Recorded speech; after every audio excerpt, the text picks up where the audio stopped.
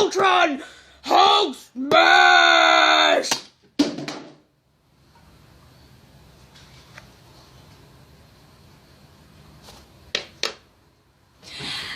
Hello everybody, this is B. Harper from supermarcy.com, and on the 24th of April, the Age of Ultron arrives. To celebrate this, Miss Marcy, in her infinite wisdom and her charity, has asked me to review all of the Avengers Phases films. So, without further ado, let us flash back to 2003 for Ang Lee's Hulk. Let me say this now. I liked Hulk. I really, really did. It's not without its flaws, but I still feel it is not only a legitimate film, but also a legitimate superhero film that doesn't necessarily focus on the acts of superheroism, but more, it is a very focused character study on the character of Bruce Banner and the extension of his personality, the Hulk. I feel what a lot of people were expecting when they went to see this movie was to see the Hulk just go on endless rampages, just leaving a trail of destruction in his wake. Whereas they actually got Eric Bana being a very good actor and giving them a solid performance as Bruce Banner, a man who was dealing with fears, repressions, anger, insecurity, and just having the misfortune, or is it fortune, by turning into a great big monster so absolutely nobody else fucks with him. Alright, so with that out of the way, let me give you my honest review of the Hulk.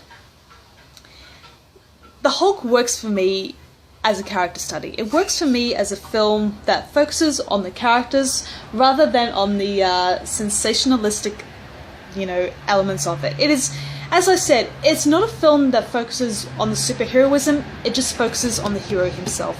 And to me, Bruce Banner is a hero. He is a good guy, he's a smart guy, but he, just like us, is struck down with, emotions, with fears and repressions and, having absolutely no certainty for his future. He is a man who is plagued by demons. He is plagued by his failures, he is plagued by his past as well as his future. And Eric Bana is a wonderful actor, and I'm not just saying this because I find him hot or the fact that he's Australian. He is very good at Bruce Banner. And even though he did say his experiences on the set were weird, I feel that what Ang Lee did in order to make the film work was good. It focused more on the father-son aspects, that is Bruce Banner and David Banner, his father. Even though they didn't have a lot of scenes together, the film sort of coalesces about the sins of the father also affecting the son. And before I ramble on any further, let me just give you a rundown of the cast here, just to give you an idea of the calibre. Eric Bana, Nick Nolte, Sam Elliott, Jennifer Connelly, 4 really good actors, and I feel that they are given sufficient material to work with. Jennifer Connelly is such a lovely character in this film because she isn't painted as a stereotypical damsel in distress. She helps Bruce Banner, but she also has a sense of urgency in herself. She sees that her ex-boyfriend is undergoing this enormous change, and actually, now that I think about it, it kind of reminds me of Gina Davis and Jeff Goldblum in The Fly. When you see the one you love becoming sick and ill and deteriorating in front of you, it affects you. And Betty Ross, played by Jennifer Connelly, perfectly expresses that. She's a wonderful actress, and I feel that her performance isn't given nearly enough credit in this movie. But then again, with Nick Nolte hamming up the screen everywhere he turns, it is a tall order. So let us get to the enormous green elephant in the room. The CGI. I'm not gonna lie, the CGI of 2003 for the Hulk wasn't exactly ideal. But here's the thing, how do you make the not-so-jolly green giant look organic? How do you make him a part of this world? You can't, because when you think about it, the Hulk is unnatural.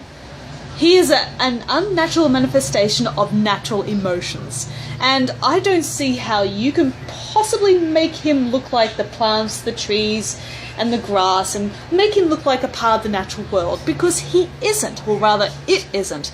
when you think about it, the Hulk wears the face of a man, but it is not the man. It is an energy. It is a manifestation of emotions and how we feel. It is the beast that lurks in us all. So, yeah, as I said, the CGI isn't as good as it could have been. If it was made in this day and age, I think it could have been better. But for 2003, it really wasn't that bad. And here's another thing. Even though the Hulk earned a lot of money, I'm serious, if you look at the box office returns, it did a very respectable job. And it makes me wonder, why are people so intent on hating this movie when it doesn't deserve it? I think what people were expecting, as I said, to see the Hulk just in action all the time, just smashing stuff and just raining hell and brimstone on his enemies, but what they got instead was a character study, and that probably angered them, or that probably pissed them off. Other people tend to think that, given this film sort of departs from a lot of the source material, that automatically makes it bad. I don't think that's the case. You can make any sort of comic book film you like using established characters, and to me, you can do anything you want with it, but what you need to do is to commit to it. And I feel Hulk does that. It's all subjective, I know. So for me to say that the Hulk is good is probably as good as somebody saying, the Hulk was bad. It really does depend on your mileage. But to me, Ang Lee was a very good choice for this movie because he understands human nuance as well as style.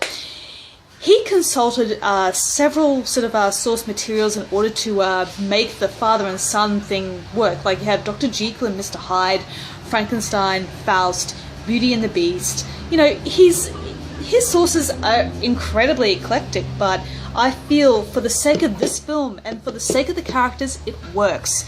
The script underwent quite a few changes, and, usually when a script is forced to undergo numerous rewrites, that probably means the film won't be as good as it should be, and in some cases with the Hulk, that is right, but they do the best they possibly can with the material, and a lot of the magic comes from the human ingenuity behind it, not from the visual effects, not from seeing the Hulk ruin stuff, but it comes from the actors, it comes from the talent behind it.